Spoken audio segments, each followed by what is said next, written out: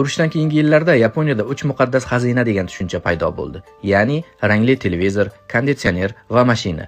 Mana shu 3 narsaga ega bo'lish odamning mavqeyini belgilar edi. Odamlar shu narsalarga ega bo'lish uchun kreditlar olishdi. Boshida arzimagan narsalardan boshlangan kredit, qarz bir-biriga ulanib, juda ko'pchilikni parokanda qilgan edi. Kapitalizm odamga faqat boylik yaratishni emas, ko'proq narsani xohlashni o'rgatadi.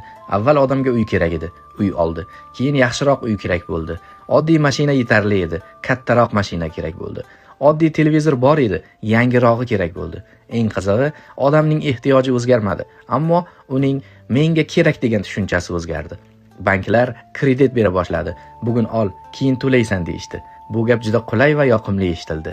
Chunki inson tabiatan bugungi quvonchni ertangi tashvishdan ustun qo'yadi. Shunday qilib, odam hali ishlab topmagan pulini ham sarflay boshladi. Tasavvur qilyapsanmi? 10-20 yillik kredit olib, kelajakdagi hayotingni shunchaki sotib yuborish. Kapitalizm senga bu narsa kerak deydi. Aslida esa sen kecha bu narsasiz ham bemalol yashab yurgan eding. Sen ko'proq ishlaysan, ko'proq topasan, ko'proq sotib olasan. Keyin sotib olganlaring uchun yana ko'proq ishlaysan. Va bir kun ortga qarasang, hayotingning katta qismi pul topish bilan emas, oldindan sarflab qo'ygan pulingni qaytarish bilan o'tganini tushunasan. Men buni ko'p odamlarning hayotida ko'rdim. Ular boy bo'lishni xohlashdi, ammo boylik o'rniga ko'proq narsaga ega bo'lishdi. Uy bor, mashina bor, televizor bor, qimmat buyumlar bor, ammo qalbdagi xotirjamlik yo'q. Chunki bularning hammasining ortida qarz bor. Shuning uchun men yoshligimdagi bir narsani sog'inaman. Odamlar kamroq narsaga ega edi, lekin ba'zida o'sha oz narsaning qadri ko'proq edi. Bugun esa odamning qo'lida ko'p narsa bor, ammo ko'ngli yana ko'proq narsani xohlaydi.